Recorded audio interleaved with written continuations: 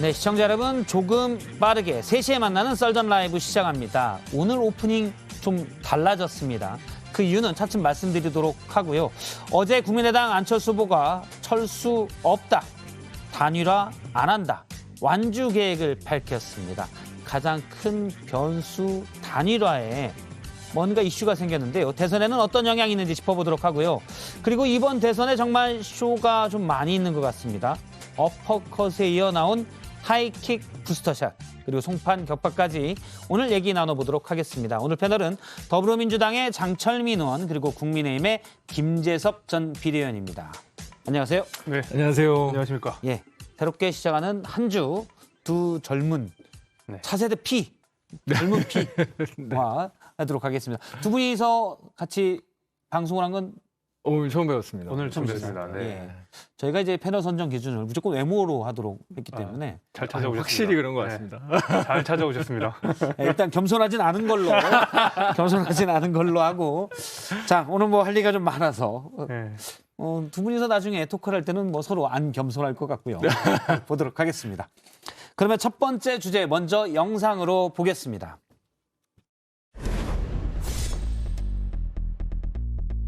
지난 일주일 기다리고 지켜보았습니다. 더 이상의 무의미한 과정과 시간 정리하겠습니다. 저는 제 길을 굳건하게 가겠습니다.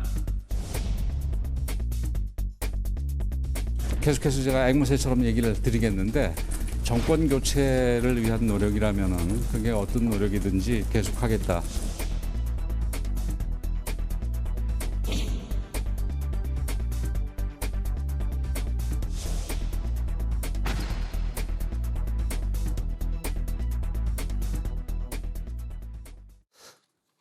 예, 첫 주제는 철수 없는 안철수, 물음표로 정했습니다. 안철수 국민의당 후보, 야권 단일화가 안 됐다, 결렬을 선언하고요.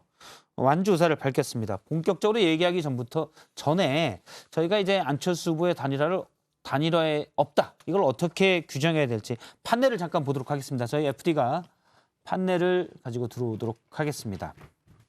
여기에 짧게 글자를 하나 써주시면 그걸로 풀어가도록 하겠습니다. 알겠습니다. 저희가 판넬에 준비한 말은 안철수의 단일화는 네모다 입니다.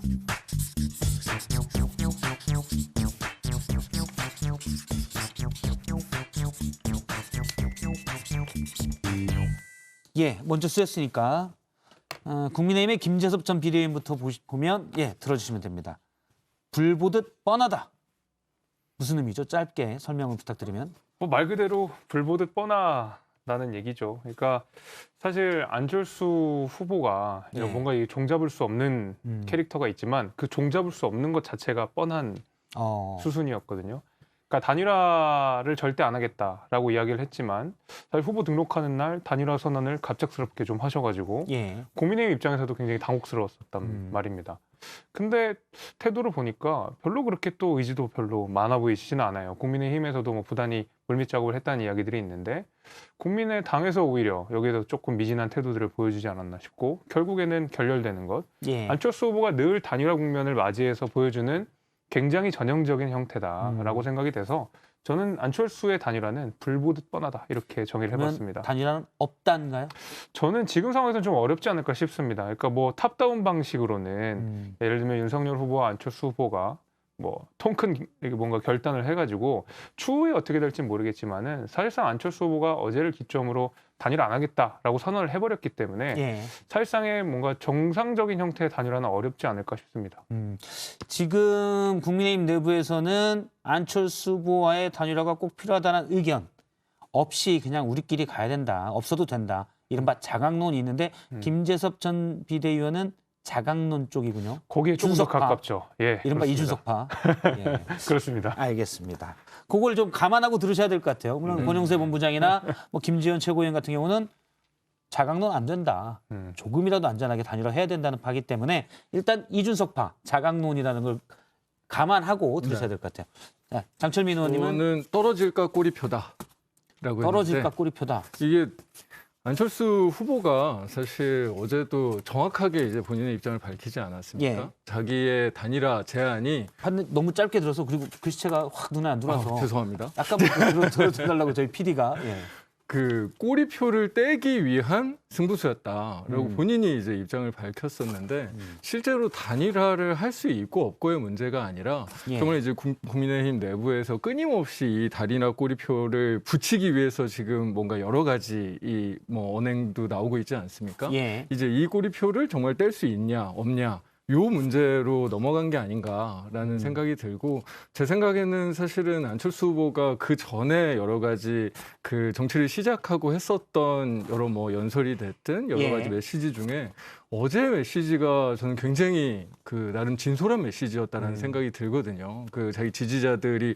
더 이상 이 모욕 받지 않기 위해서 본인이 단일화 과정에서 굉장히 많은 이 조롱과 비판을 받았는데 예. 이런 부분들을 좀 극복하고 싶다라는 그런 진솔한 그런 어떤 메시지였고 그래서 그 꼬리표를 뗄 수 있냐 없냐 요런 어떤 국면으로 넘어간 거 아닌가라는 생각입니다. 지금 듣기로는 이제 민주당은 혹시 단일화 할까? 예. 절대 이 이른바 단일화 또는 뭐 첫셋, 후퇴 이런 꼬리표를 반드시 떼야 된다는 입장이죠. 뭐 이미 상황이 그렇게 되어 있는 상황이고요. 실제로 뭐 지난주에 뭐 어떤 여론조사의 변화나 이런 부분들도 저희는 이 단일화 이슈가 충분히 좀 영향을 미쳤다고 생각하기 때문에 이런 단일화 프레임은 빨리 벗어나는 것이 이 정치공학에서 벗어나는 것이 이 대선 과정에서 좀 더 생산적인 뭐 예. 정책 논의가 됐든 여러 가지 아젠다에 대한 논의가 됐든 그런 그 좀 생산적 대선 과정으로 갈 수 있기 때문에 이런 정치공학 논의는 최대한 빨리 이 정리되는 게 좋다라는 생각을 가지고 있죠. 글쎄, 근데 제가 그 단일화 꼬리표를 뗄 수 있는 기회들이 지난 시간 동안 굉장히 많았다고 생각하거든요. 안철수 후보가 보면은 지난 그 행적 동안에 어떤 일들이 있었는지 제가 마침 또 어저께 단일화 발표를 하시고 나서 안 하겠다 발표를 하시고 나서 좀 찾아보니까 창당, 합당, 탈당, 창당, 분당, 합당 이렇게 해가지고 총 한 7, 8번 정도를 뭔가 이 당을 뭐 바꾸다든지 합친다든지 또 당을 만든다든지 하는 정치적 작업들이 있었는데 그때마다 안철수 후보가 내놓았던 것은 새정치였습니다. 새정치. 예. 어떤 제3의 길도 이야기하셨고 여러 가지 이야기하셨는데 그때마다 안철수 후보는 본인의 정치적 어떤 공간들을 만들 수 있는 기회들이 늘 있었어요. 그럼에도 불구하고 늘 결과적으로는 단일화가 됐었고 내지는 단일화 이후에 뭔가 결렬되거나 분당이 되거나 또 갈등을 겪거나 하는 방식들로 계속 반복되는 역사를 보여줬거든요. 저는 그런 의미에서 사실 안철수 후보가 이번에 뭐 완주가 돼봐야 결과적으로 얘기할 수가 있겠지만은 어떤 단일화의 꼬리표를 뗄 수 있었던 기회들이 너무 많았는데 그 전까지 못 보여주다가 이번에 다시 보여줄 수 있을까? 저는 여기에 대해서는 좀 회의적입니다. 근데 이번 단일화 과정이 그 전에 단일화 과정과는 확실히 다른 게 뭐냐면 예. 한 번도 단일화를 하면서 이렇게 상대방을 조롱하거나 뭔가 모욕을 주거나 하는 방식의 단일화는 사실 없었거든요. 이게 상대를 충분히 존중하는 그런 어떤 차원에서 협상도 이루어지고 후보도 결단을 하고 뭐 이렇게 되는 게 이제 단일화의 과정인데 이번에 사실 안철수 후보가 정말로 참 정치에서 보기 어려운 수준의 이 모욕과 조롱을 당하지 않았습니까? 특히 무슨 원숭이 손바닥 안 뭐 사진이라든지 뭐 네이버에서 부처님 손바닥 안에 원숭이 손오공. 부처님 손바닥 안 원숭이라든지 뭐 네이버에서 본인만 검색하는 무슨 이제 이 자기중심적인 후보다 뭐라는 예. 식의 이 조롱을 듣기도 하고 그래서 이런 식의 이 조롱과 비판들을 감수하면서 뭐 단일화를 할 이런 과정은 사실은 예전에는 아예 없었던 일이라서 이번에 단일화 과정과 예전에 지금 방금 그 김재수 비대위원께서 말씀하신 예전의 단일화 과정은 완전히 다르다. 라는 생각이 좀 들더라고요. 근데요, 약간 제가 바로 전에 비대위원을 할 때 안철수 후보랑 오세훈 후보 간의 단일화 협상 과정에 예. 그러니까 바로 옆에서 지켜보지 않았습니까? 서울시장 후보 그렇죠. 단일화 네. 논의할 때요. 서울시장 그때도 굉장히 치열했습니다. 당시에 이제 김종인 위원장은 심지어 안철수 후보를 향해서 정신이 이상한 사람 이런 정도의 굉장히 강한 언사를 한 적도 있었거든요. 그밖에 그 당시에 이제 국민의힘의 여러 인사들이 안철수 후보에 대한 비판을 결코 아끼지 않았었습니다. 특히 이 안철수 후보를 돕는 국민의힘의 당적을 갖고 있는 분들께도 사실 김종인 위원장이 당시 그 당 대표로서 굉장히 공개적으로 비판을 많이 하셨었거든요. 예. 그럼에도 불구하고 단일화는 또 잘 되지 않았습니까? 그래서 과거의 어떤 행적들을 우리가 좀 지켜봤을 때 뭐 이번에 이준석 대표가 조금 뭐 강하고 거칠고 하는 건 맞습니다만은 늘 사실 안철수 후보의 패턴은 비슷했고 국민의힘의 안철수 후보를 대하는 태도도 거의 비슷했다. 이 얘기도 같이 드리겠습니다. 일단 듣고 보니 김재섭 전 비대위원은 이준석파, 그러니까 안철수 후보의 단일화 필요 없이 그냥 대결로 가서 이겨야 된다는 자강론인데 지금 장철민 의원님이 여기서 또 단일화하면 이 조롱받고 단일화할 거냐라고 안철수 후보 계속 도자 출마 쪽으로 나가니까 그래도 할 수 있다 쪽으로 약간 바뀌는 네. 그런 분위기를 볼 수 있는 것 같습니다. 그러니까 약간 아까 가지셨던 표현하고 조금 다르신 것 다른 것 같기는 같죠. 한데. 네. 네. 일단 민주당 잘 되는 거는 못 본다 이런 느낌으로 해석을 하도록 하겠습니다. 본심이 드러나 버렸습니다. 근데 이게 원래 그 단일화 프레임이 그러니까 단일화가 되면 아 이쪽이 무조건 이기겠구나. 안 되면 어려워지겠구나. 이런 이 구도에 대한 판단 때문에 사실은 단일화 꼬리표를 계속 국민의힘에서는 붙이고 싶은 거고 약간 그런 이 정치공학적인 해석이 계속 붙는 거잖아요. 그래서 근데 이게 너무 오래됐습니다. 이제 이 단일화에 예. 대한 이야기들이 너무 이제 오래 이제 지나고 있기 때문에 이제는 정리할 때가 된 거는 확실히 맞죠. 민주당은 그럼 안철수 후보의 단일화, 예를 뭐 송영길 대표는 우리도 열려 있다. 과학기술 뭐 이런 얘기를 했는데 과학기술 통합정부 뭐 이런 얘기를 했는데 안철수 후보의 단일화는 민주당은 전혀 관심이 없는 건가요? 지금 장철민 의원님의 말에 따르면 단일화가 가능하진 않으니까요. 뭐 저희하고 지금 뭐 안철수 후보가 단일화를 한다는 게 가능하지는 않지만, 근데 지금 후보가 가지고 있는 어떤 그 태도나 뭐 예. 스탠스 같은 경우에는 여러 가지 이제 정책적인 포용, 그런 여러 가지 이제 이 국가적인 어젠다들을 포괄하는 통합적인 정부 이런 어떤 취지의 어떤 방향성을 가지고 있기 때문에 그런 차원에서 안철수 후보가 됐든 김동연 후보가 됐든 다른 어떤 후보들이 가지고 있는 여러 정책적인 자산의 경우에는 저희도 같이 뭔가 연대해서 뭔가 논의해보고 뭔가 안을 수 있다라는 태도는 확실히 가지고 있죠. 네. 예 단일화는 아니고 같이 해볼 수 있다 그게 정도다. 사실 가능하지 않은 이야기가 그렇죠. 저도 불가능하다고 보는데 당 대표나 이쪽에서는 계속 열려 있다. 뭐 이런 분위기여서 여쭤봤습니다. 일단 단일화가 무산됐다라고 안철수 후보가 어제 선언을 했는데 그 뒷얘기들이 조금 충돌을 하고 있습니다. 그러니까 그 전에 윤석열 후보와 안철수 후보가 전화하지 않았냐. 그러고서 3시간 뒤에 왜 단일화 무산을 발표하느냐.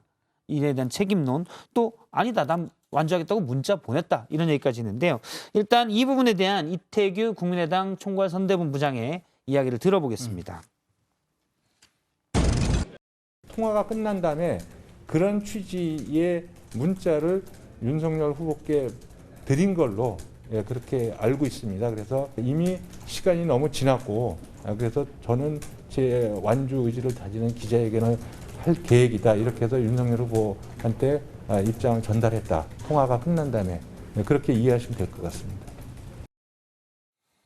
예, 이태규 국민의당 총괄선대본부장의 얘기인데요. 그러니까 정황을 좀 정리하면 그렇습니다. 어제 오후 1시 반에 안철수 후보가 단일화는 무산됐다, 완주하겠다라고 밝혔는데요. 그보다 약 3시간 전인 오전 10시에 윤석열 후보와 안철수 후보가 전화 통화를 했어요.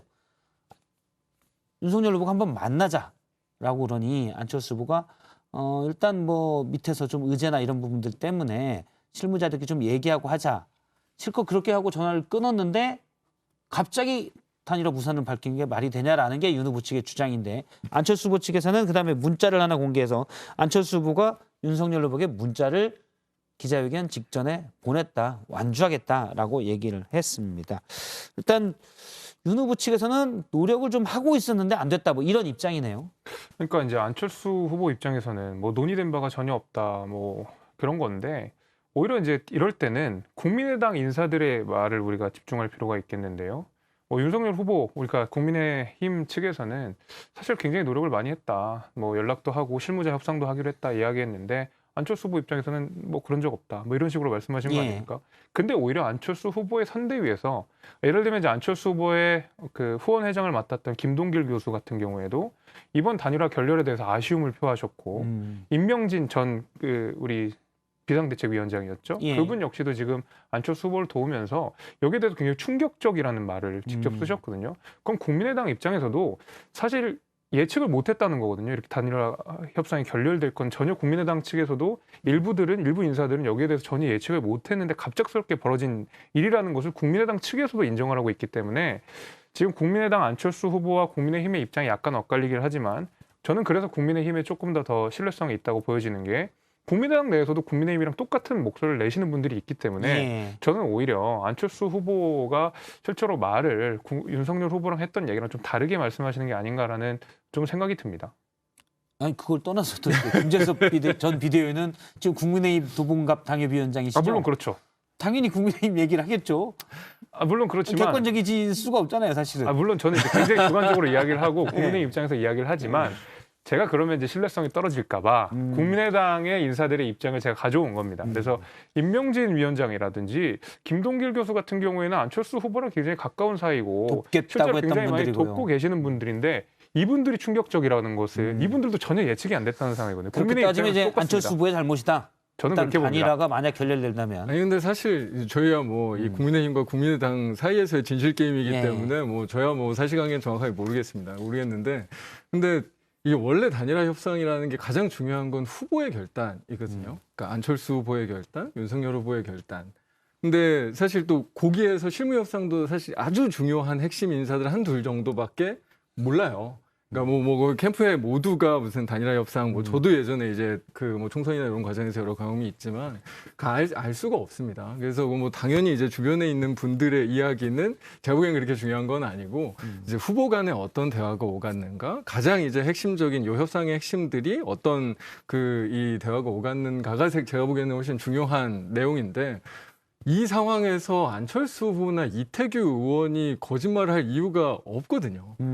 안철수 후보 입장에서는 일단 단일화 결렬, 어떻게 보면 본인 입장에서는 훨씬 어려운 길일 수 있지만 정말 진솔하게 지금 이 꼬리표를 떼고 내 길 가겠다라고 선언하면서 간 거고, 이태규 의원 같은 경우에도 그런 어떤 후보의 입장을 충실하게 대변하는 이야기를 한 거기 때문에 제가 보기엔 국민의힘에서 이 단일화 과정이 어떻게 보면 이제 끝나는 상황에 대해서 조금이라도 물타기 하기 위한 이제 그런 어떤 정치적인 의도를 더 많이 갖고 있는 게 아닌가. 지켜보는 입장에서는 사실 그렇게 지켜보는 보이던데요. 입장에서는 누구 잘못이 크다고 봐요. 만약 현재 상태로 현재는 결렬된 상태이니까 이 결렬의 책임은 누구에게 있다고 근데 보십니까? 그거는 윤석열 후보에 있는 거죠. 제가 방금 말씀드린 대로 원래 단일화는 후보가 하는 거예요.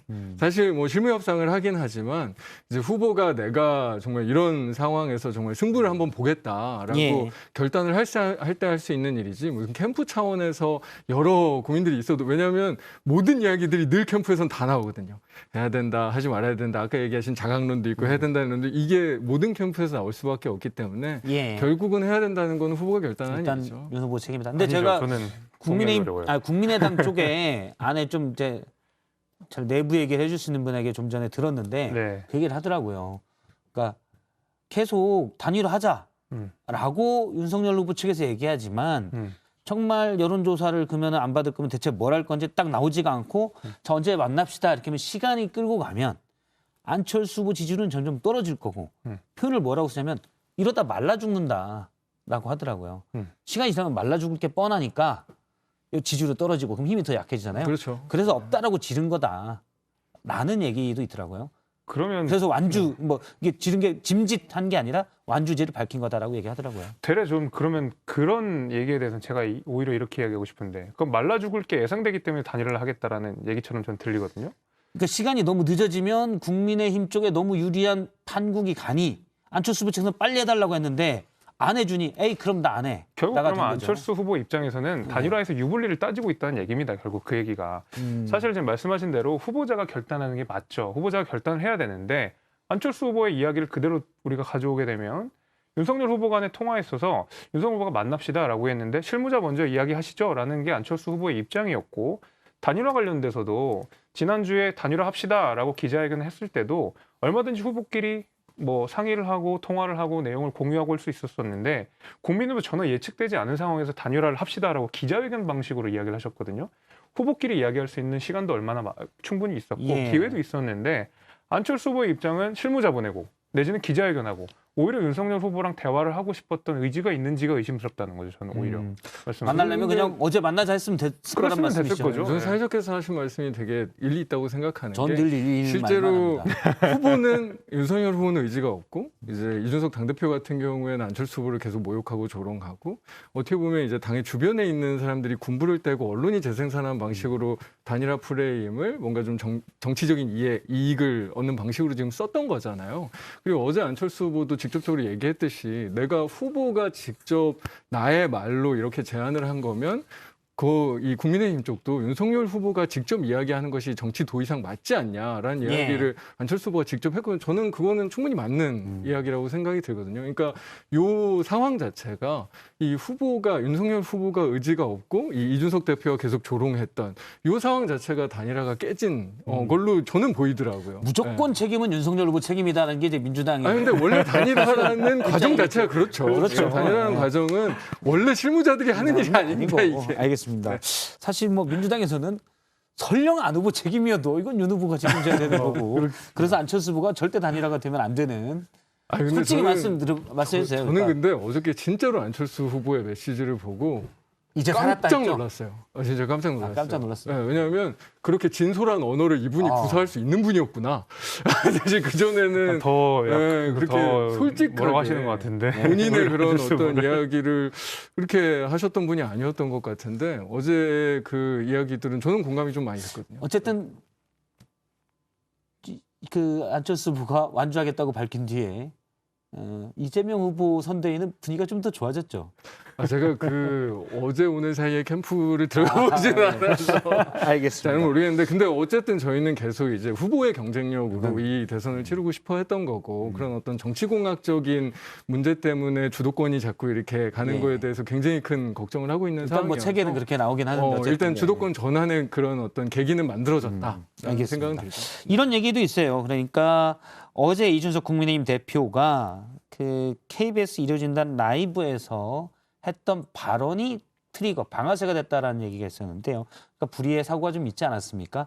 안철수 후보 측 유세차에서 사고가 있었는데 그 유지를 받들어서 뭐 뚜벅뚜벅 길을 가겠다라고 했던 안철수 후보의 말을 비판하면서 이준석 대표가 고인이 갑자기 불시에 돌아가셨는데 유지를 어디서 확인하나 뭐 이런 표현들을 하는데 이게 말이 되냐라는 게 이제 안철수 후보 선대위에서 좀 얘기가 있었다. 어제도 관련 논평도 있었고요.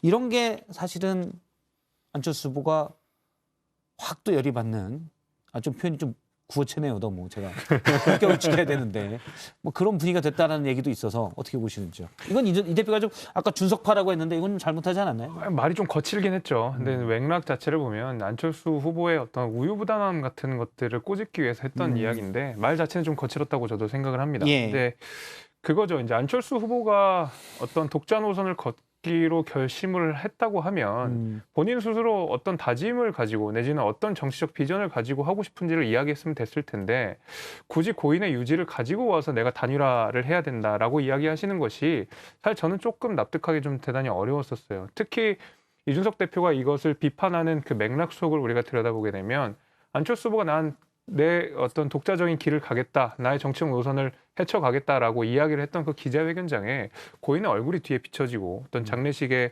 그 현장들이 비춰지는 그 모습 자체가 예. 굉장히 거기에 대해서 비판하시는 분들이 많았거든요. 그냥 단일화를 하고 싶으면 단일화를 하는 거지 왜 굳이 고인의 유지를 가지고 와서 이렇게를 하는 거냐라는 말씀을 하시는 거였고요. 이준석 대표가.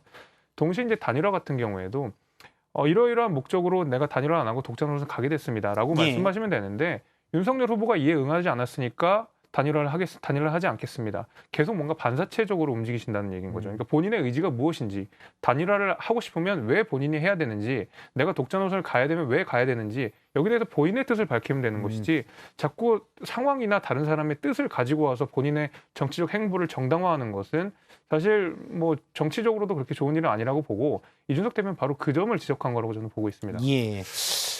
근데 어제 이준석 대표 발언 같은 경우에는 저희가 지켜야 될 선이라는 게 있는 거잖아요. 이게 아무리 정치인이라도 기본적인 사람이고 특히나 앞으로 우리 정치가 나가야 될 방향이 진짜 인간에 대한 예의, 진짜 사람에 대한 예의를 정말 지켜야 되는데 이제 그 선을 완전히 넘은 이제 그런 발언이 아니었나라는 생각이 저는 정말 너무 많이 들고 그래서 이거는 뭐 옹호하거나 뭐 하시면 진짜 안 되는 일이다라는 생각이 정말 듭니다. 예. 그래서 어제 발언 같은 경우에는 사실 이준석 대표가 정확하게 사과하셔야 되는 이야기예요. 예, 일단 이준석 대표는 페이스북에 일반적으로 사고가 완전하게 수습되지도 않았는데 돌아가신 분의 유지를 근거로 선거를 지속한다는 주장을 이해하기 어렵다라는 취지의 발언은 하신의 지적이라고 얘기한 바 있습니다. 여론조사를 잠깐 보도록 하겠습니다. 갤럽이 지난 금요일 날 나왔던 여론조사인데요. 지금 현재까지는 다자 대결, 안철수 후보가 완주를 하겠다고 의지를 밝혔기 때문에 다자 대결 가능성이 상당히 큰 상황입니다. 갤럽 전화 면접 조사로 이제는 갤럽 조사를 보면 윤석열 후보가 7%포인트 오차범위 밖으로 앞서 있고요. 안철수 후보가 11%의 지지율을 얻었던 모습 확인할 수 있습니다. 그다음에 오늘 발표된 건데요. TBS의 의뢰로 한국사회론연구소가 했던 이 부분은 이제 ARS 자동응답 전화입니다. 자동응답 전화로 했었는데 여기에서는 이재명 후보가 일단 오차범위 내인데 윤석열 후보의 박빙 우세의 모습을 오차범위 내에서 보여주고 있습니다. 안철수 후보가 5.8%의 지지율을 얻은 모습을 확인할 수 있습니다. 일단 민주당에서는 네. 단일화보다는 다자 대결이 무조건 판세에서는 유리하다고 보는 거죠.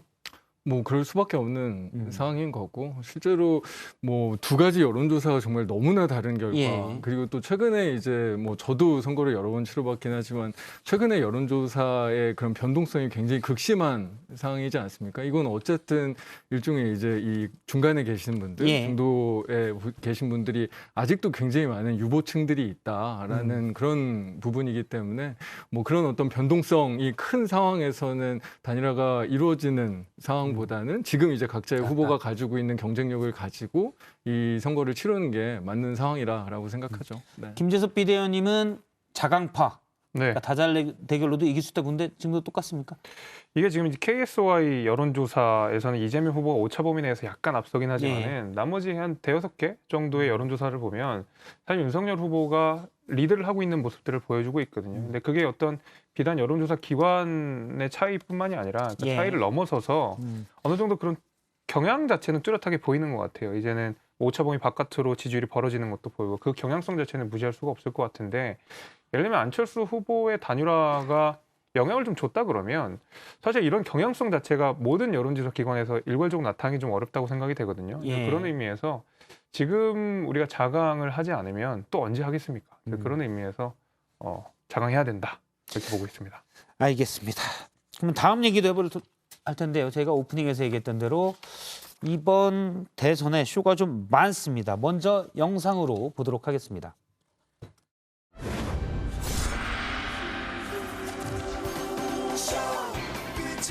3월 9일에 대승리를 위해 여러분 우리 전진합시다.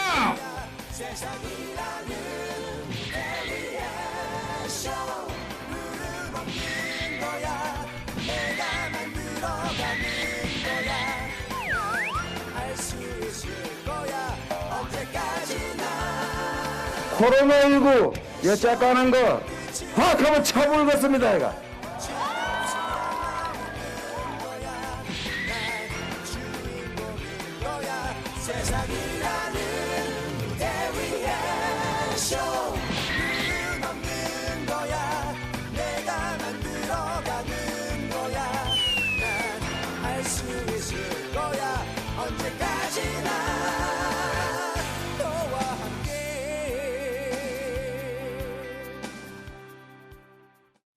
이번 대선이 역대급 비호감이라고 했었는데요. 두 번째 주제는 쇼, 끝은 없는 거야로 했습니다. 일단 즐거움은 좀 좋은 건데 미래 담론이랄지 4차 산업혁명이랄지 이런 말은 다 어디로 가고 그러게요. 어퍼컷과 발차기 네. 그리고 온갖 네거티브만 남게 됐습니다. 일단 뭐 네거티브는 좀 낫긴 하네요. 보는 재미도 좀 있긴 하고.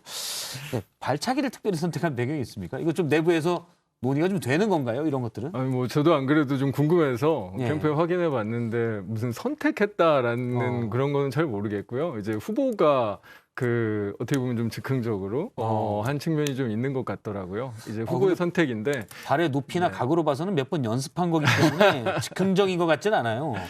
근데 아마 이제 후보 입장에서는 일종의 이제 약간 이런 게 이 대응하는 거잖아요. 네. 약간 가위바위보 같은 느낌으로 이 주먹을 이기기 위한 발을 선택한 게 아닌가라는 생각이 저는 들던데 혹시 보시는 입장에서 사회자님께서는 어떠셨어요?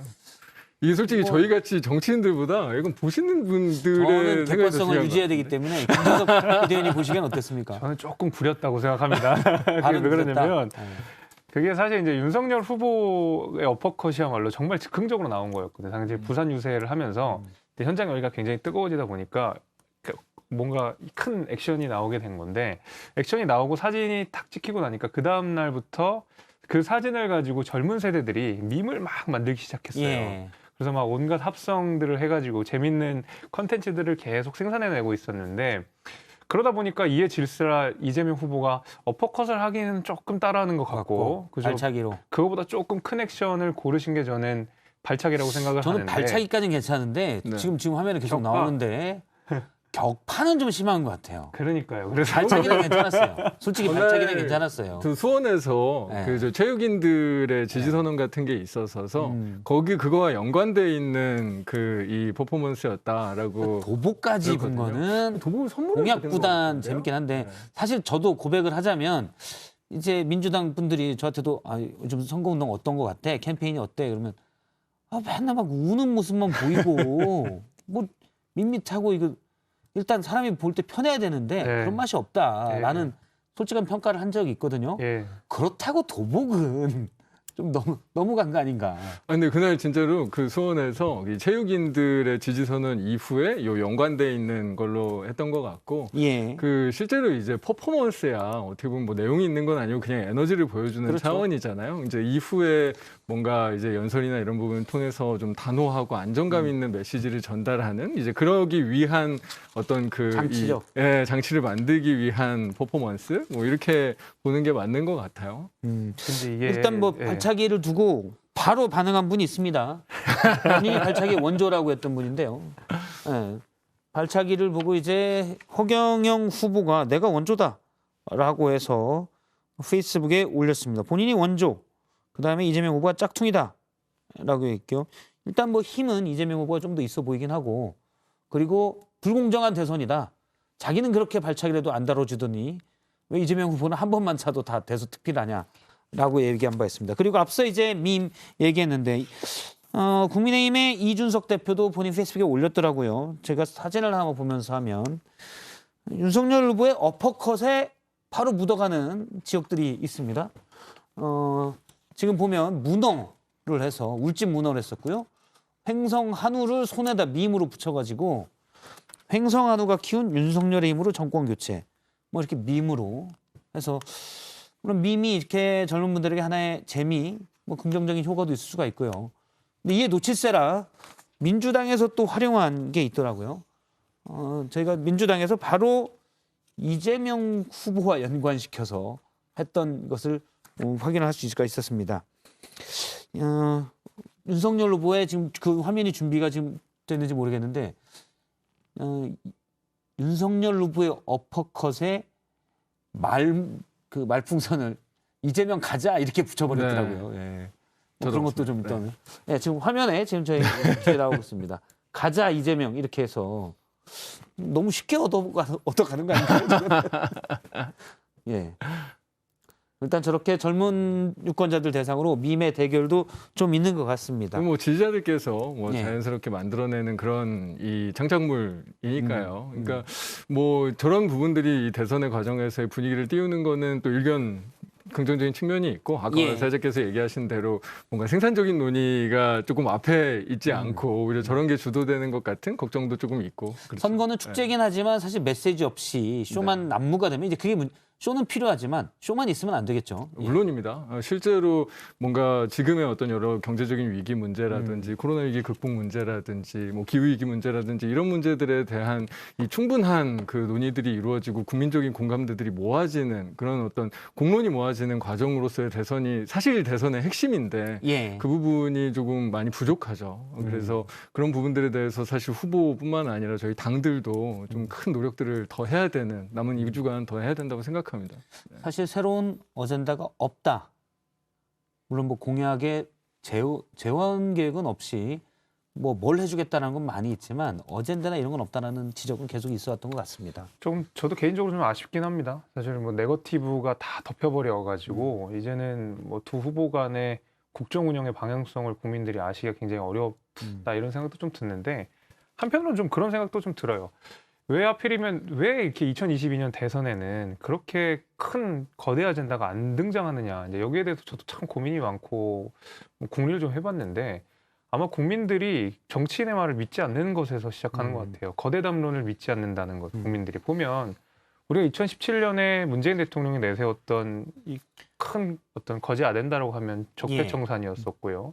그 전에서는 박근혜 전 대통령 같은 경우에는 경제민주화, 그 전에는 이명박 대통령은 뭐 대운하 이렇게 계속 되었지만 사실 그 중에 제가 지금 3개 언급한 것만 해도 잘 된 게 있습니까? 사실 하나도 잘 된 게 없었거든요.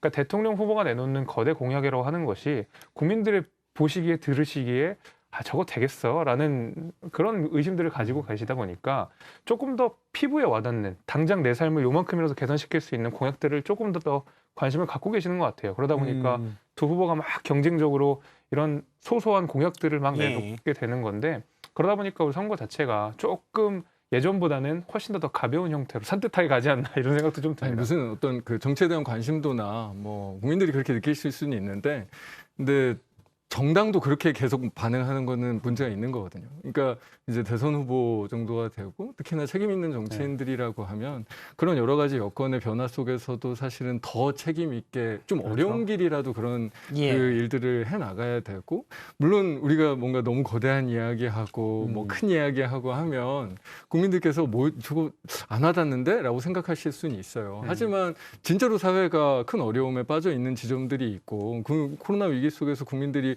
굉장히 큰 어려움, 고통 속에 계신 분들이 있기 때문에 그런 부분들에 좀 더 책임 있는 자세로 나가는 게 사실은 정당들이 해야 되는 일이죠. 그래서 이런 것들을 활용하려고 자꾸 더 안 좋은 쪽으로 가는 거는 문제가 진짜 많은 것 같아요. 일단 뭐 코로나19라는 뭐 전 지구적인 위기가 있는 것도 있겠지만 사실 선거가 이제 민주주의의 축제라고 얘기하는 것은 과거를 반성하고 또 미래에 대한 새로운 계획을 제시하고 거기에 대한 치열한 논의가 있어야 되는 거 아니겠습니까? 그런 부분이 좀 아쉬운데 두 분이 이 젊은 피, 미래를 바꿀 분들이니까 많이 그런 것도 신경 써주시길 바라겠고요. 그 다음에는 오늘 정치권에 쏟아진 말들을 분석해 보도록 하겠습니다. 썰픽입니다. 먼저 하나 첫 번째는 괴물 대통령보다 식물 대통령이란 말이 있는데요. 이낙연 민주당 총괄선대위원장의 측근 인사였죠. 정운현 전 국무총리 비서실장이 페이스북에 올린 글입니다.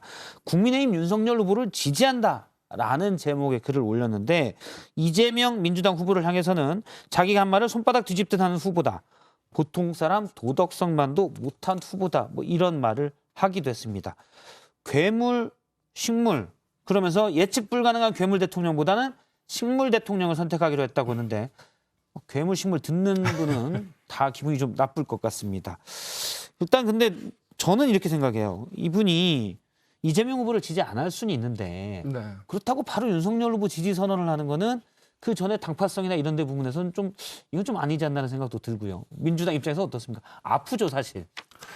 우리 편이 갑자기 다른 편을 지지하고 나서니까. 아프긴 하지만 약간 이해가 안 돼서 뭐 아프다 안 아프다의 느낌이 사실 좀 없기는 없습니다. 왜냐하면 특히나 이 키워드가 가지고 있는 괴물 대통령, 식물 대통령이라는 내용도 전혀 와닿지도 않는 느낌이고 왜냐하면 지금 요즘 이제 대선 과정에서 보여주는 모습들은 특히나 윤석열 후보 같은 경우에 더 절제되지 않은 모습들, 좀 더 점점 더 과격해지는 괴물이라고 하면 떠오르는 그런 어떤 이미지를 더 많이 보여주고 있거든요. 그래서 실제로 뭐 저희 민주당을 박살내겠다라는 표현도 하시고, 그러니까 그런 부분들을 보면 이 괴물과 식물의 비유가 적절한가? 일단 동의하지 않는다. 네, 특히나 어떻게 보면 이재명 후보 같은 경우에는 아까 뭐 손바닥 뒤집는다 이런 얘기를 했지만 저희가 어떻게 보면 처음으로 우리 당과 이 후보가 돼서 그런 어떤 충분한 논의하는 과정에서 기존에 가지고 있는 부분들을 실용적으로 굉장히 많이 이 토론을 통해서 변화를 주고 이런 모습들을 보여주고 있기 때문에 오히려 권력을 훨씬 절제되고 민주적으로 활용할 것이다라는 부분에서는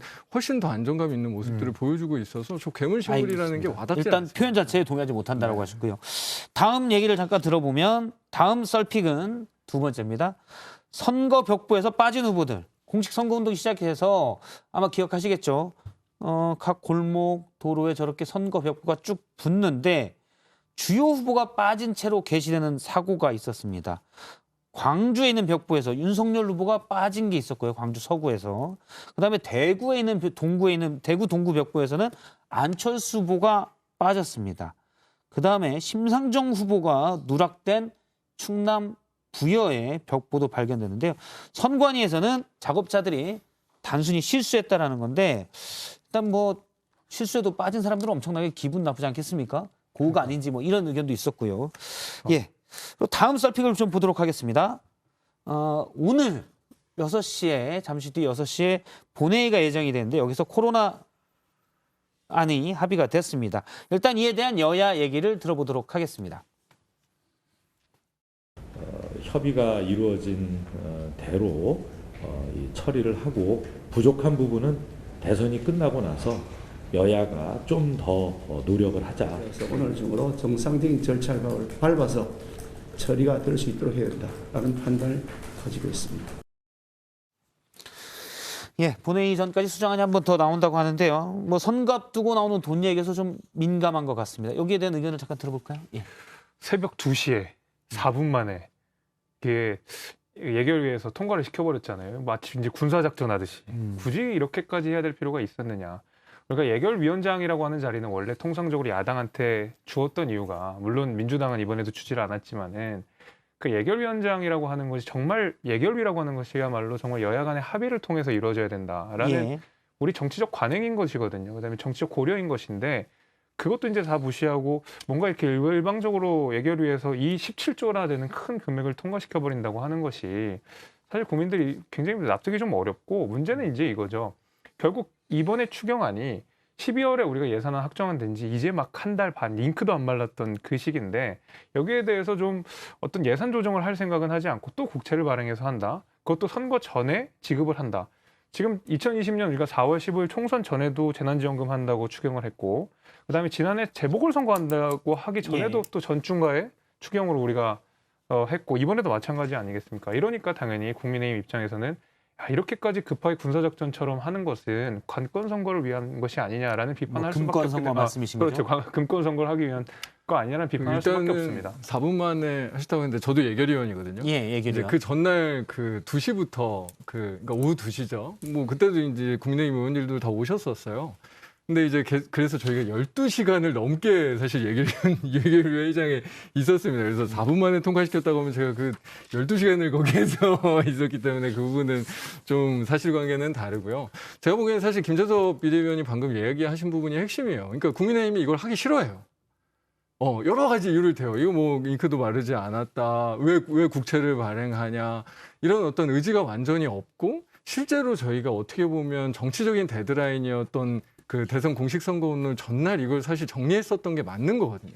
근데 이제 그때 하지 못하고 이게 계속 길어지면서 이 자영업자들과 소상공인들의 고통은 정말 깊어져 있는데, 그러면 정부에서 마련한 추경안이라도 통과시키고 일부 수정이라도 해야 되지 않냐라는 판단을 우리 당 입장에서는 할 수밖에 없는 상황이었던 거고, 그래서 저희는 굉장히 어떻게 보면 참 저희도 이런 식으로 처리하는 걸 그렇게 좋아하지는 않습니다. 하지만 부득이하게 그런 어떤 이 자영업자들의 아픔에 대해서 우리는 책임 있게 해야 된다라고 결단을 내릴 수밖에 없어요. 일단 뭐 제가 보기에는 그 뭐 사실은 선거 앞두고 돈이 나가는 게 이게 뭐지 싶긴 한데, 또 자영업자 입장에서 보면 하루하루 빨리 방역 지원금이 오는 게 맞기 때문에 참 애매하고 민감한 문제인 것 같습니다. 예, 그러면 다음 주제를 이제 보도록 하겠습니다. 마지막 주제는 오늘 저녁에 있을 TV 토론 얘기입니다. TV는 승부를 싣고. 먼저 짧게 한마디씩 들어보면, 오늘은 경제 주제로 법정 TV 오늘 이제 선관위가 주최하는 첫 번째 법정 토론이죠. 가장 민주당에서 혹시 주안점을 삼을 게 단답형으로 여쭤본 뭐가 따로 있습니까? 공격 포인트가? 주안점을 삼은, 제가 TV 토론팀은 아니어서 정확하게 모르겠는데, 오히려 최근 며칠 사이에 대장동 문제가 오히려 이재명 후보보다 윤석열 후보 쪽에 문제가 더 있지 않냐라는 이야기도 굉장히 많이 나오고 있지 않습니까? 그래서 대장동 얘기가 오히려 거꾸로 나오지 않을까. 오늘 뭐 저희 주제도 나와 있으니까요. 예. 뭐 근데 그 이제 녹취록 이야기 하시는 것 같은데, 녹취록을 잘 들어보면 여러 가지 이제 녹취록이 있는데, 이재명 후보의 이름이 직접적으로 언급되는 녹취록도 분명히 있거든요. 심지어 이재명 게이트라는 단어가 나오는 녹취록도 있습니다. 그래서 사실 대장동 건을 가지고 윤석열 후보에 대해 불리하다, 저는 여기에는 좀 동의하기 어렵고요. 예. 오히려 저는 이번에 경제 토론이면 이재명 후보가 그동까지 뭐 토론을 굉장히 잘한다, 달변이다, 윤석열 후보 토론 이길 수 있다. 사실 민주당의 기본적인 기조였는데 이번엔 좀 그런 걸 보여줬으면 좋겠어요. 저도 좀 기대가 됩니다. 이번에 알겠습니다. 이재명 후보 좀 잘하시기를. 지난 1, 2차 이거 법정 토론은 아니었고요. 지상파와 그다음에 한번 종편과 기자협회가 주최했던 토론이었는데 거기서 이슈됐던 장면, 대장동 얘기도 나오죠. 잠깐 미리 먼저 보겠습니다. 이 아리백에 대해서는 어떻게 대응하실 생각입니까? 네? 알리백에 대해서는. 다시 한번 말씀해 주시죠. 알리백. 알리백이 뭐죠? 그러니까 이게 재생에너지 100%. 1조 가까운 이익이 돌아가게 설계를 했냐 이걸 묻는 겁니다. 남는 거는 다 먹게 그렇게 설계를 해준 거냐? 저축은행 대출 비리는 왜 봐줬을까? 여기에 대해서 답을 못 하시네요. 응? 여기는 특검 뽑는 자리가 아닙니다. 아니 특검.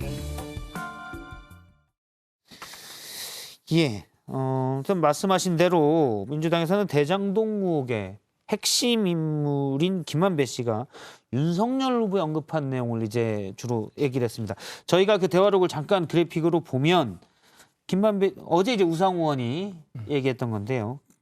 김만배 씨가 윤석열 영장 들어오면 윤석열은 죽어라고 얘기를 하니 상대 쪽에 있던 대화자가 이제 죽죠. 원래 죄가 많은 사람이긴 해라고 얘기를 합니다.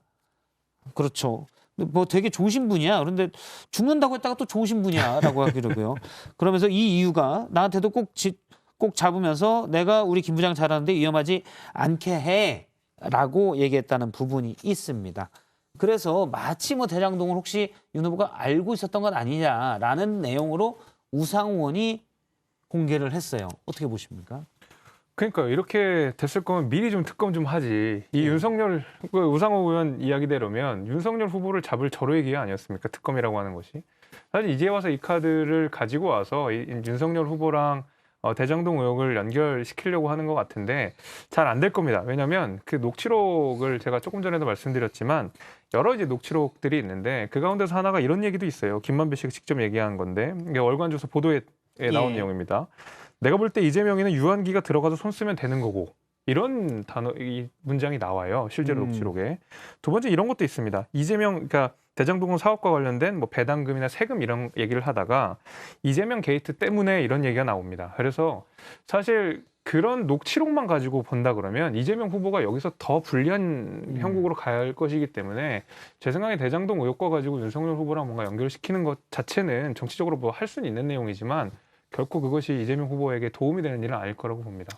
오히려 특검의 경우에는 사실은 후보가 직접 특검을 계속 하자라고 주장했던 입장이라 뭐 말씀하신 부분이 좀 맞는 것 같지는 않고요. 다만 저희가 보기에는 사실 이렇게 대선 과정이 또 이렇게 시간이 흘러가면서 정말 실체적인 진실이 드디어 드러나고 있다. 정말로 이 대장동 건이 이재명 후보야 성남시장을 하면서 어떤 정책적인 의사결정을 한 사람이지만 이 윤석열 후보 같은 경우에는 오히려 직접적인 이해관계에 좀 연관된 부분들이 이 녹취록 속에서 좀 드러나고 있는 거 아닌가라고 오히려 생각해 볼 수 있는 여지들이 있는 것 같아요. 그래서 실체적인 진실이 드러나고 있고 오히려 이재명 후보보다 윤석열 후보가 이 대장동 문제에 더 연관돼 있는 게 아닌가라는 의혹을 사실 우상호 의원이 얘기를 하신 것 같거든요. 예. 그럼 토론회에 이제 사실 대장동 얘기가 나오면 저는 개인적으로 좋겠습니다. 사실 이제 국민들이 궁금해하시는 분들이 많고 녹취록도 너무 여러 가지가 있기 때문에 그리고 이제 아까 전에 말씀하신 특검 같은 경우에는 후보가 받자고 했지만 민주당에서 계속 안 받아줬거든요. 왜냐하면 특검 얘기는 서로 그러니까 그 얘기는 예, 아무튼 그런데 여하간에 지금 이 여러 가지 녹취록들 봤을 때 이재명 후보의 이름이 직접적으로 언급이 되고 있는 상황인 만큼 대장동 의혹과 관련돼서는 이재명 후보 확실히 불리할 겁니다. 그거는. 지금 국민의힘도 녹취록을 가지고 있죠. 앞서 말씀하신 내용을 보면 녹취록 전문을 갖고 있는 건가요? 저는 이건 언론 보도로 본 겁니다. 언론 보도. 네, 언론 보도로 본 거고 실제로 당에서 갖고 있는지 여부는 모르겠습니다. 그럼 다 갖고 있으면 사실 갖고 있는 매체도 있고요. 저희도 이제 71쪽 노래방에서 있었던 녹취록을 가지고 있는데 다 공개하면 사실 그게 떠들을 것 같은데 일단 뭐 그냥 정황상 저희가 볼 때는 김만배 씨가 뭐 이쪽 저쪽 다 쓰긴 쓴 것 같은데 중요한 건 이제 주요 후보들 우리가 아는 뭐 이재명 후보, 윤석열 후보 또는 그 두 사람의 측근들 어디까지 연루되어 있는가 이런 것들은 중요한 문제겠죠. 네. 알겠습니다. 오늘 두 분 말씀 여기까지 듣도록 하겠습니다. 고맙습니다. 감사합니다. 고생했습니다. 패션 뭐하죠? 라이브. 패션 노하죠? 썰전 라이브. 이제는 3시 시청자 제일주의 썰전 라이브.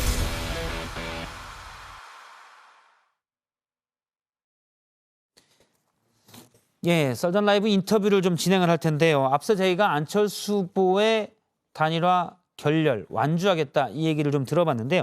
안철수 후보 측을 좀 연결해서 좀 더 얘기를 들어보겠습니다. 국민의당 선대위 홍경희 대변인이 지금 전화로 연결돼 있습니다. 나와 계시죠? 네, 안녕하십니까. 국민의당 홍경입니다. 초대해 주셔서 감사합니다. 네, 안녕하십니까.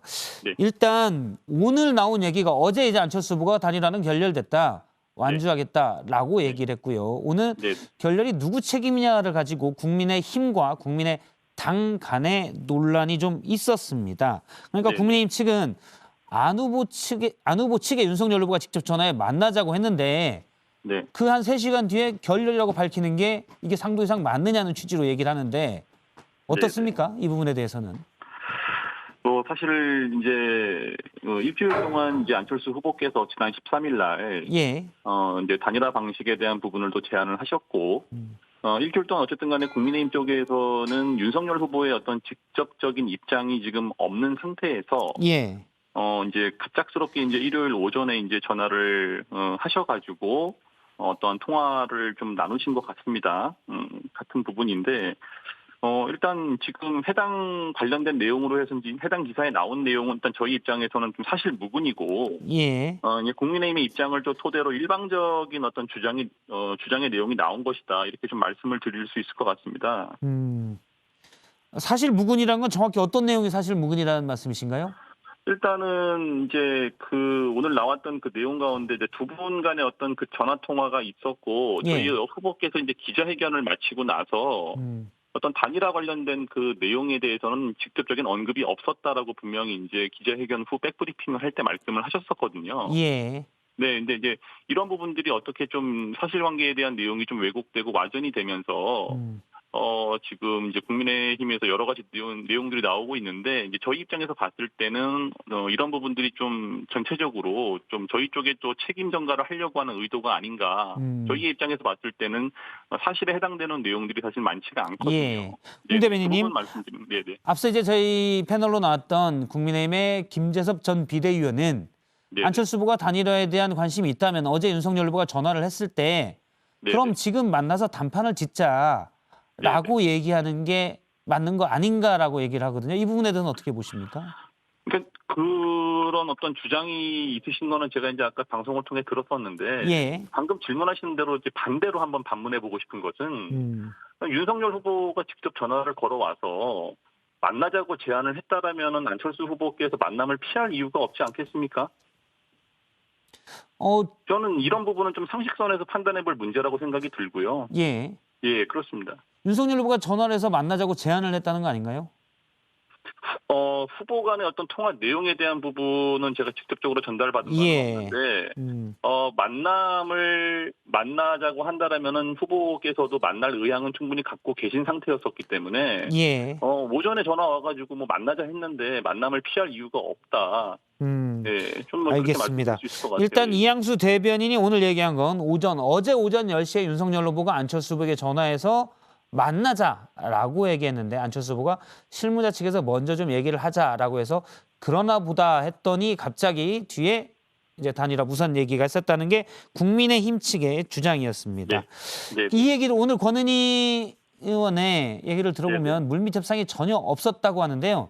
네네. 제가 이제 저희 패널이기도 한 성일종 의원이 국민의힘 성일종 의원이 제가 여기 들어오기 전에 좀 통화를 해봤는데 실제 초안을 국민의당 그러니까 안철수 후보 측에 단일화 초안을 전달했다고 하더라고요. 네네. 물밑 협상이 있었던 거 아닌가요? 그러니까 이제 저는 사실 지금 그 부분이 좀 제일 궁금한데 일단은 성일정 의원께서 말씀하시는 그 초안이 뭔지 좀 저도 좀 사실 보고 싶어요. 저도 좀 궁금한 입장이고. 그 초안에 대해서는 제가 구체적으로 좀 더 물어봤는데 얘기는 뭐 어떤 자리를 주겠다 이런 건 말고 그냥 큰 뜻으로 정치 지도자 단일화의 명분 이런 부분에 대한 언급이 좀 있었던 초안이라고 얘기를 하더라고요. 네네. 그러니까 그래서 국민의힘 측 원로에게 전달을 했다고 합니다. 국민의당 측. 네네. 일단 우선 이 사실관계에 대한 부분을 좀 분명히 해야 될 것 같은데요. 예. 그 이제 초안을 뭐 원로분께 전달을 했다라고 말씀을 하시는데 이 관련해서 이제 그 기사가 나온 것도 있고 저도 봤고 예. 뭐 심지어 이제 저희 단일화 어떤 뭐 실무자라고 해서 실명까지 언급을 이렇게 해서 기사가 나왔던 걸 봤는데 일단 저희 쪽 단일화 실무자로 기사에 적시가 되고 언급된 분들은 저희 예. 캠프의 어떤 주요 결정 라인에 계시거나 단일화 협상 창구의 역할을 할 위치에 있지 않습니다. 물론 그분들이 어떠한 국민의힘과의 어떤 개인적인 인연으로 단일화에 예. 대한 생각과 의견을 교환할 수는 있겠죠. 그렇지만 그것은 당의 공식적인 입장은 아니다. 그렇기 때문에 그쪽에서 바라보는 어떤 물밑 접촉이라고 하는 것과 저희들이 생각하는 어떤 공식적인 어떤 입장은 예. 크게 다르다. 이렇게 말씀을 좀 드릴 수 있을 것 같습니다. 알겠습니다. 짧게 요거 하나 마지막으로 여쭤보겠습니다. 네. 단일화 불씨는 완전히 꺼진 건가요? 단일화 불씨는 사실은 어저께 후보께서 완주를 하시겠다라고 하는 기자회견을 받고 그 다음날 단일화 불씨 얘기를 하는 것 자체가 예. 저는 조금 그 국민의 의도가 어떤 건지에 대한 부분에서 조금 상당히 좀 의구심이 들고요. 예. 뭐 어쨌든 뭐 대매질의 입장에서 뭐 후보의 어떤 깊은 생각까지 다 짚어서 말씀을 드릴 수는 없겠지만은 지금까지 일주일 동안에 이제 국민의힘이 안철수 후보의 어떤 진정성 있는 단일화 제안에 대해서 폄훼하고 조롱해 왔던 어떤 과정을 봤을 때 앞으로의 어떤 예측을 해본다라면 단일화 불씨를 다시 살리기는 어렵지 않겠느냐라고 예. 예측을 해봅니다. 알겠습니다. 현재까지의 과정, 국민의힘이 해왔던 행동들을 보면 불씨는 네. 없을 것으로 본다는 의견으로 이해를 네. 하도록 하겠습니다. 지금까지 네. 국민의당 선대위 홍경희 대변인 연결해서 단일화에 관련된 얘기를 들어봤습니다. 고맙습니다. 네네, 감사합니다.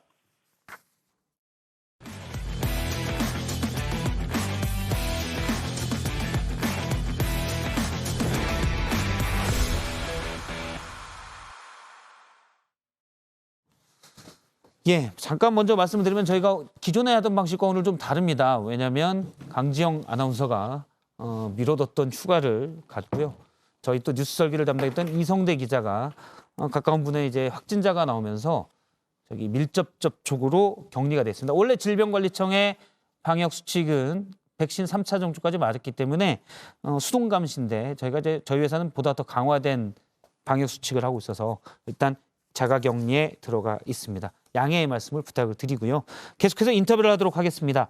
오늘 인터뷰는 우리 공화당 조원진 대선 후보를 모시고 관련 얘기를 좀 나눠보겠습니다. 안녕하십니까? 오랜만입니다. 예, 조원진 후보님 오랜만입니다. 목이 좀 많이 쉬었습니다. 오시면서 이렇게 테이블을 이렇게 흔드셔가지고. 근데 지금 저희 이 댓글창에 보면 한 10분 전부터 기호 11번 조원진 많이 들어왔죠. 평소에 안 뜨던 댓글들이 많이 사람을 얼마나 모은 겁니까? JTBC가 전략적으로 잘하신 것 같네요. 우리가 지금 한 50만 당원. 예. 미안하지만 안철수 국민의당보다 당원이 한 20배가 많아요. 지금 뭐 접촉사 수 보니까 50만 당원은 조금 아니 50만. 그렇게까지 당원 중에 극히 일부만 들어온 것 같은데요. 그러니까 뭐 다 들어오기야 하겠어요. 지금 직장생활 바쁜데. 일단 어제 오전 10시부터 정치 대통령 박근혜 씨, 박 전 대통령의 달성군 사저에 이삿짐 차들이 있습니다. 그러니까 기존에 살던 집짐을 좀 빼는 건데요. 입주가 임박했다는 얘기도 있고 대선 전엔 입주하지 않는다는 얘기도 있고요. 뭐가 맞습니까? 저는 뭐 후자 쪽이라고 봐요. 제가 토요일 날 사저를 방문했는데 예. 달성군에 그때 전자제품들이 좀 들어가더라고요. 그래서 아마 대통령께서 건강 회복이 좀 더디시니까 건강이 제일 우선 아닙니까? 예. 건강 상태에 따라서 입주 날짜가 유동이 있지만은 뭐 대선 전에 굳이 나와야 될 이유가 있나? 저는 그렇게 생각하고 있죠. 연락은 따로 사실 지난 대선부터 조원진 후보는 계속 박근혜 전 대통령에 대한 얘기를 했지 않습니까? 따로 연락은 하고 있습니다. 예전에 서신으로 좀 한다고 들었었는데. 며칠 전에 편지도 드렸고요. 예. 유영하 변호사 통해서 대통령님의 근황은 잘 전해 듣고 있습니다. 유 변호사 사실 지금 박 전 대통령이 유 변호사랑만 연락을 하고 있잖아요. 뭐 아직 건강이 회복되시면 가족분들 만나신다 했는데 예. 아직 그 상태가 아니신 것 같아요. 그러면 대선 전에 대중들 앞에 나섰을 때 본인에 대한 구속영장을 했던 윤석열 후보에 대한 어떤 입장을 낼 것인가가 사실 많은 분들이 제일 관심이었거든요. 구속을 영장을 청구한 게 아니고 예. 구속 연장을 한 거죠. 재구속 그렇죠. 연장을 한 건데 그때 제가 14일, 어쨌든 국정농단 수사는 뭐 윤석열 후보가 14일 단식을 했는데 아무튼 뭐 45년 구형 또 30년 그 국정농단형을 때릴 때 제가 농고문을 다 봤거든요. 예. 그 농고문에는 있을 수 없는 말들이 들어가 있더라고. 뭐 밀실에서 경제인들하고 만났다. 그게 있을 수 있는 일입니까? 농고문에 그런 게 들어가 있어요. 그건 잘못된 거다. 농고문 자체가 잘못된 농고문을 가지고 윤석열 후보가 자꾸 저래 얘기하는데 제가 그랬어요. 사족도 알지 말고 사과하려면 정식으로 좀 사과해라. 예. 그렇지 않고 뭐 자기가 검찰에 소임으로 할 수밖에 없었다. 그거 맞지 않잖아요. 잘못된 거를 소임이라고 하는 것은 그건 잘못된 사람이지. 그러면 이것부터 여쭤볼게요. 조원진 후보는 지난 대선에도 출마를 하셨는데 득표율은 사실 그때는 뭐 단기 필마로 예. 박근혜 대통령 탄핵이 잘못됐다. 예. 절차상이나 법적 문제가 있다. 이래서 전국을 혼자 다니면서 했죠. 지금은 뭐 엄청난 당원들이 있으니까. 예. 일단 그때도 제가 뭐 출마하셨는데 이런 말씀 드리긴 그렇지만 0.몇 %였고 예. 일단 이번에 후보인데 제가 이런 말씀 드리기 뭐해서 그럽니다. 윤석열 후보 지지하십니까? 제가 어떻게 윤석열을 지지할 수 있어요? 그렇다고 그러면 지금 사실 많은 사람들이 보기에는 이재명 민주당의 이재명 후보, 국민의힘의 윤석열 후보, 또 국민의당의 안철수 후보, 심상정 후보도 있고요. 조원진도 있잖아요. 물론 조원진 후보님도 계시죠. 있는데 제가 전국 가보면은 분위기가 다른데. 근데 만약에 이제 뭐 밸런스 게임처럼 저희가 그냥 뭐 대선 후보 보시고 이런 얘기 좀 죄송하긴 하지만 이재명 후보와 윤석열 후보 둘 중 하나 선택하라고 하면 누구 선택하실까요? 둘 다 안 하지. 꼭 하나 해야 된다면? 꼭 하나 하라면은 투표 안 하지. 아, 예. 알겠습니다. 왜냐하면 박 전 대통령은 어떤 심정일까요? 윤석열 후보에 대해서. 이재명 후보 지지는 안 하실 거예요. 그럼 윤석열 후보는 지지할까요? 윤석열 후보에 대해서는 감정이 그렇게 좋지 않을 겁니다. 그래서 아무튼 대선 이후에 아마 저는 나오실 거라는 예측을 하는 것은 누구한테 무슨 얘기를 하겠습니까? 대통령께서. 그 불편한 자리를 피하려고 하신다는 말씀이. 피하는 것보다는 국민들한테 대한 메시지. 이거는 분명히 전달하는데 예. 그 박 대통령의 메시지는 어떠한 메시지를 내더라도 각자 해석할 거예요. 아마 그런 화법으로 하시지 않겠는가. 그래서 대선 전에는 대중 앞에 안 설 가능성이 크다라고 보시는군요. 이전 인터뷰에서 책 그리움은 아무에게나 생기지 않습니다. 라는 서간집을 전직 대통령 박근혜 씨가 냈었잖아요. 예. 이때 나온 얘기는 이런 표현이 있습니다. 윤석열 후보에 대해서 물어봤을 때 그 사람이 걸어온 길을 뒤돌아가 보면 어떤 사람인지 알게 된다라고 얘기했고 앞서 조원진 후보가 언급한 구속영장을 연장했을 때 그때에 대해서도 이게 제대로 된 재판이 아니구나라고 생각을 했었다라는 취지의 그때부터 재판을 거부하셨잖아요. 들어가 있습니다. 그럴 땐 일부 지지자들이 있으니까 윤 후보에 대해서 참 아이러니하게 또 그쪽 당 후보가 돼 있으니까요. 아무튼 박근혜 대통령에 대한 사법적 잣대, 검찰 조사가 6개월 동안 수갑 채우고 이리 끌고 저리 끌고 다녔어요. 그리고 방어권을 상실할 정도로 하루에 10시간씩 주 5일 했단 말이에요. 예. 그것은 대단히 잘못된 거잖아요. 그런데 그거 주체가 윤석열 특검이에요. 그 특검이 뭐 윤석열은 그냥 일개 반자 그렇지 않습니다. 윤석열이 주도적으로 한 거예요. 그렇죠. 그래서 저는 그런데 윤석열을 지지해야 된다. 뭐 이재명은 저한테는 우리 공화당 당원들은 이재명은 아웃입니다. 그런데 윤석열에 대한 그런 지지가 과연 우리 공화당 당원들이 혹은 자유파 국민들이 용납이 되는가. 뭐 박근혜 대통령 다 죽을 줄 알았는데 사저에 하루에 몇천 명씩 오지 않습니까? 평일이나 주말에 뭐 토요일 날. 1,000명 정도 왔다고 들었습니다. 아니 평일날 주말은 더 많이 왔고. 그래서 그것은 그냥 묻고 넘어갈 문제가 아니다. 그래서 윤석열 후보도 본인이 잘못한 부분이 있을 거 아니에요. 자기가. 근데 만약 검찰총장이나 또는 서울중앙지검 시절 또는 특검했을 경우 그때 잘못한 게 있으면 후보로서의 자격이 없는 거 아닌가요? 왜냐하면 공직으로서 임무를 잘못했으니까요. 그래서 만약 사과하신다고 하면 사실은 대통령 후보로서 자질이 없거나 자격이 없는 본인은 그래 딜레마에 생각할 빠지는 수가 거죠. 있는데 특검했을 때 윤석열하고 문재인 정권에서 사실은 7월 말이 총장 임기잖아요.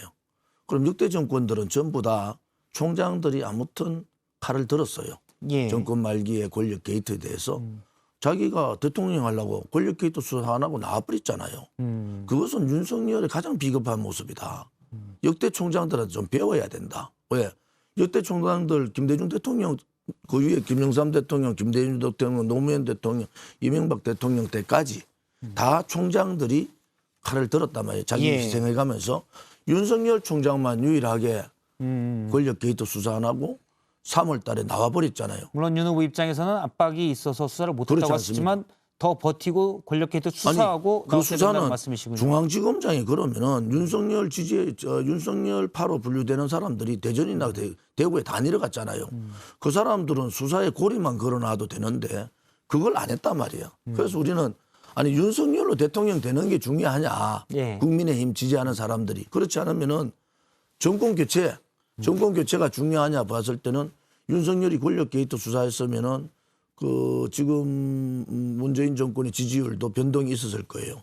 자, 그러면은 윤석열 아니라도 쉽게 정권 교체가 되는데 윤석열이 들어오면서 이준석하고 이상한 짓들을 하고 예. 있잖아요. 그래서 정권 교체가 어려워졌다. 왜 안철수 후보가 얼마나 모욕을 당했어요. 우리도 똑같은 거예요. 선거 열흘 전에 선거 돌입 열흘 전에 단일화 요청을 했다고. 안철수 후보하고 똑같아요. 대응을 안 해. 그냥 가만히 있어요. 알겠습니다. 단일화가 안 돼서 야권 정권 교체가 단일화가 안 돼서. 중요하지만 지금 조원진 후보 입장에서 정권 교체가 중요하지만 윤석열 후보는 아니었다라는 말로 정의를 세우는 게 더 중요하죠. 알겠습니다. 우리 공화당의 조원진 후보를 만나서 얘기를 들었습니다. 오늘 말씀 고맙습니다. 3시엔 뭐 하죠? 이제는 3시. 3시 하면 썰전 라이브. 썰전 라이브 계속됩니다. 예, 요즘 쓴소리 인기입니다. 임종주 전문위원회의 쓴소리 썰 들어보도록 하겠습니다. 오늘은 어떤 썰을 준비하셨습니까? 네, 이번 대선 두드러진 특징 가운데 하나가 갈라치기 선거전입니다. 예. 특정 이슈를 놓고 내 편 가른다는 거죠. 그런데 이번은 TV 광고를 놓고 갈라치기 논란이 불거졌습니다. 아, 그 TV, 네. 국민의힘 TV 광고죠? 들어본 것 네, 같습니다. 해당 광고 잠깐 보고 갈까요? 예. 네.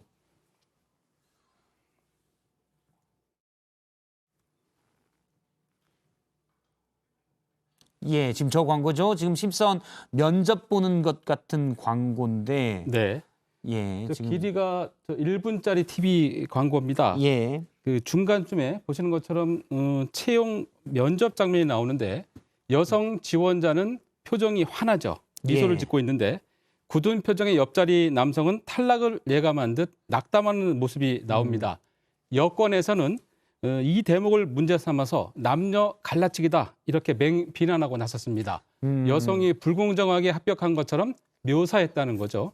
이를 통해서 여성을 적대시하고 증오를 부추겨 표를 모으려는 저급한 선거전이다 이렇게 비난을 하고 있는 겁니다. 마치 여성 때문에 떨어졌다.